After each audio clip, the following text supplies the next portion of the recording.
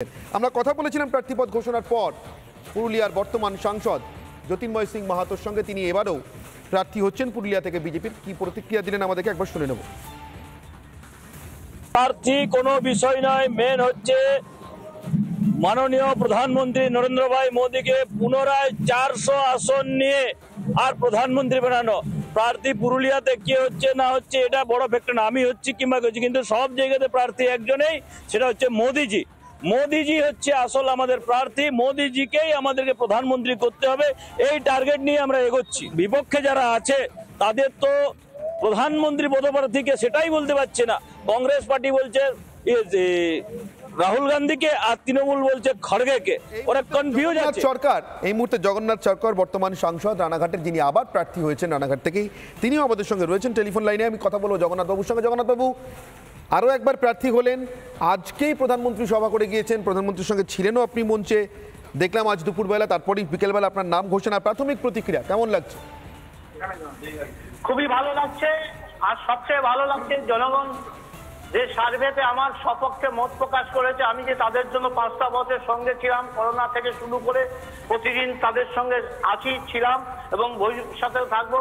আমি তাদের প্রতি দায়বদ্ধ, দ্বিতীয়বারের জন্য কাজ করার সুযোগ দেওয়ার জন্য।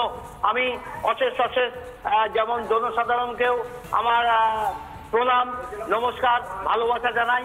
ঈশ্বরের কাছে প্রার্থনা করি সুস্থ শরীরে যেন আমি নিজেকে জনসেবায় ব্রতী হতে পারি।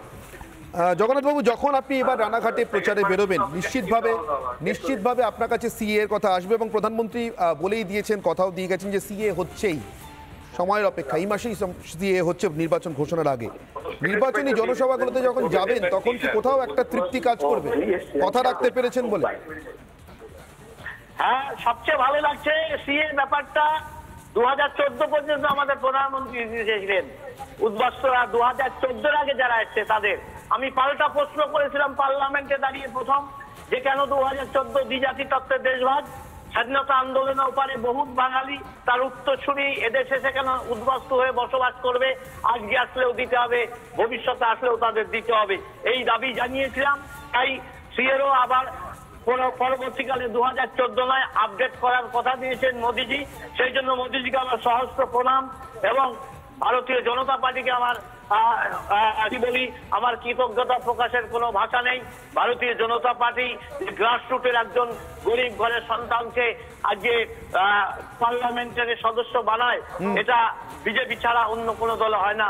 তাই মোদী যেমন চা বিক্রি করে প্রধানমন্ত্রী হতে পারে, তাই আমার মাত্র একজন ক্ষুদ্র কৃষক পরিবারে নয়, আমি নিজে একজন চাষি হয়েও আজকে এই জায়গায় পৌঁছাতে পেরেছি। তার জন্য আমি কৃতজ্ঞতা প্রকাশ করি ভারতীয় জনতা পার্টি যেমন প্রতি, তেমনি রানাঘাট লোকসভা কেন্দ্রের হাজার লক্ষ জনসাধারণকে যারা আমার সমর্থনে সার্ভেতে মত প্রকাশ করেছে, তারা আমাকে দ্বিতীয়বারের জন্য সেবা করার সুযোগ দিয়েছে। তাই আমি দাস হিসাবে আমি নদিয়ার মাটিতে রানাঘাটে। অনেক ধন্যবাদ জগন্নাথ বাবু আমাদের সঙ্গে কথা বলবার জন্য। বর্তমান সাংসদ হুগলি থেকে লকেট চট্টোপাধ্যায় আবার প্রার্থী হয়েছেন, এই মুহূর্তে আমাদের সঙ্গে টেলিফোন লাইনে রয়েছেন। লকেট, আপনার প্রাথমিক প্রতিক্রিয়া? আচ্ছা, লকেটের সঙ্গে আমরা কথা বলেছিলাম সরাসরি, লকেট কি জানিয়েছেন আমাদেরকে শুনে।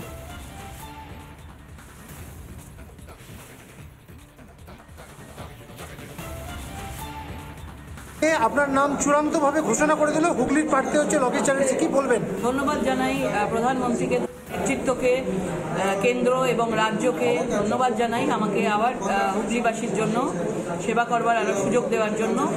আগামী দিন নরেন্দ্র মোদীজি যেরকমভাবে নির্দেশ দেবেন সেরকমভাবে চলবো এবং এইটুকু বলতে পারি, হুগলি লোকসভা আমরা সবাই মিলে আমরা নরেন্দ্র মোদীজির হাতে আবার তুলে দেবো এবং যে ব্যবধানে আমরা জিতেছিলাম এর থেকে ডবল ব্যবধানে আমরা হুগলি লোকসভা জিতবো।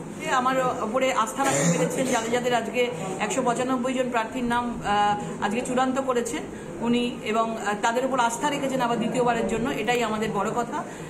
পার্টির লাইন মেনে চলতে হবে এবং পার্টি যেরকমভাবে কাজ দেবে সেরকমভাবে এগোতে হবে এবং বাংলায় তৃণমূল মুক্ত বাংলা তৈরি করতে হবে এবং বিজেপি 35টা বেশি আসন আমরা দেব বলেছি এবং আমরা যেরকমভাবে কথা দিয়েছি আমরা সেই কথা রাখবো।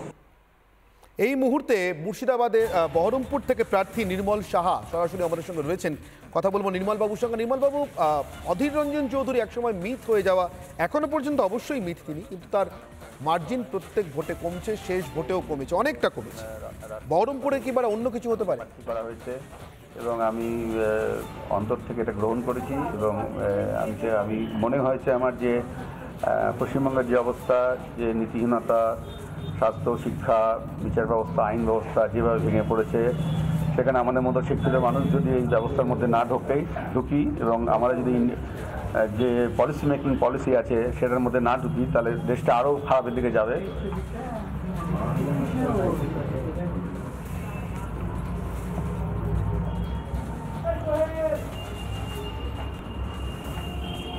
নির্মল সাহা সরাসরি ছিলেন আমাদের সঙ্গে বহরমপুর থেকে, বিজেপি প্রার্থী। কিছুক্ষণ আগেই তার নাম ঘোষণা হয়েছে। আমি নির্মলবাবু আপনার কাছে আসবো। নির্মল মুখোপাধ্যায়, বর্ষণ সাংবাদিক আমার সঙ্গে রয়েছেন।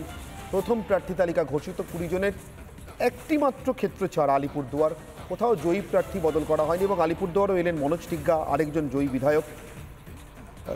একটা দুটো অবশ্যই চমক আছে, হিরণ ঘাটালে, আসানসোলে superstar Bhojpuri cinema superstar Pawan Singh, কিন্তু কোথাও ভীষণ বিশ্বাসী মনে হচ্ছে বিজেপি একজন জয়ী প্রার্থীকে বদল না করাতে। না, দেখুন, একটা জিনিস আপনাকে বুঝতে হবে, সেটা হচ্ছে ইলেকশনটা আমার মতে সবাই যেন, অনেকে মানে বিরোধী দলরাও মেনে নিচ্ছে, ইলেকশনটা হয়েই গেছে এবং ইলেকশনটা সারা ভারতবর্ষে হয়ে গেছে। নরেন্দ্র মোদী ক্ষমতায় চলে এসেছে এবং সেটা ইন্ডিয়া জোটের যারা মুখ তারা সবাই বলে বেরিয়েছে। যেমন ধরুন, সবথেকে যে বড় দল কংগ্রেস, তাকে মমতা বন্দ্যোপাধ্যায় 40-এর নিচে দিয়েছে, আর মল্লিকার্জুন খাড়গে 400-র ওপরে এনডিএকে দিয়েছে। এবার সেখানে দাঁড়িয়ে যে প্রার্থী তালিকা ঘোষণা হয়েছে, সেই প্রার্থী তালিকায় আপনার আমার নাম থাকলেও কিছু আসতে যেত না, কারণ মুখটা, মানে আপনাকে বুঝতে হবে, মুখটা হবে নরেন্দ্র মোদী। মানে একটা ওভারঅল ইম্প্যাক্ট উনি এমন একটা ক্রিয়েট করেছেন, যে ইম্প্যাক্টটা ভীষণ রকমভাবে মানুষের মধ্যে যাচ্ছে। মানে সবটাই Narendra Modi. India is India যেরকম কথা উঠেছিল, মোদি ইজ ইন্ডিয়া, এই দিকে যাচ্ছে জিনিসটা। সুতরাং মোদি ইজ ইন্ডিয়া যেখানে হয়, সেখানে কাকে প্রার্থী করলেন, কে 4 লাখের ডিফারেন্সে লড়ছে, কে 2 লাখের লড়ছে, কিছু এসে যায় না। তার কারণ হচ্ছে আলটিমেটলি সবটাই নরেন্দ্র মোদী। এবং লোকে যে মানুষ যে ভোটটা দেবে, ইন্ডিভিজুয়াল কোনো প্রার্থীকে দেখে আমার মনে হয় না ভোটটা দেবে। তারা ভোটটা দেবে হচ্ছে নরেন্দ্র মোদীকে দেখে।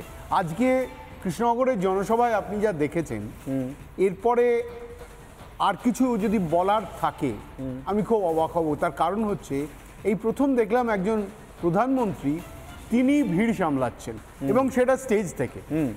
এতটাই মানুষ তাকে দেখে উৎফুল্ল, সেখানে ধরুন রানাঘাটে কে প্রার্থী হলো, কৃষ্ণনগরে কে প্রার্থী হলো, যাদবপুরে কে কিচ্ছু এসে যায় না। মানে আপনি খুব সোজা সরলভাবে জিনিসটা ভেবে দেখুন, একটা ওভারঅল ইম্প্যাক্ট উনি নিয়ে এসেছেন, সেই ইম্প্যাক্টের বাইরে এরা কেউ নয় এবং যার ফলে ওরা কেউ হারবেন কেউ জিতবেন। যেমন ধরুন মমতা বন্দ্যোপাধ্যায় বলতেন 42টা আসনে আমি প্রার্থী, ঠিক একই রকম নরেন্দ্র মোদী সেটা বলেননি, বলেছেন আমার 42টা আসনই চাই। তার মানে কি, এবার আপনি জিনিসটা একটু ঘুরিয়ে নিন, যারা লড়বেন তারা ওর বিহাফেই লড়বেন, তাই এবং পরিষ্কার কথা, ওকে দেখেই মানুষ ভোটটা দেবে। সুতরাং এই যে প্রার্থী তালিকা, এতে যদি কোনো চমক এসেও থাকে, সেই চমকটা চমক নয়, চমকটা মিলিয়ে গেছে, কারণ নরেন্দ্র মোদী সামনে চলে এসেছে, ওর থেকে আর বড় কিছু থাকতে পারে না।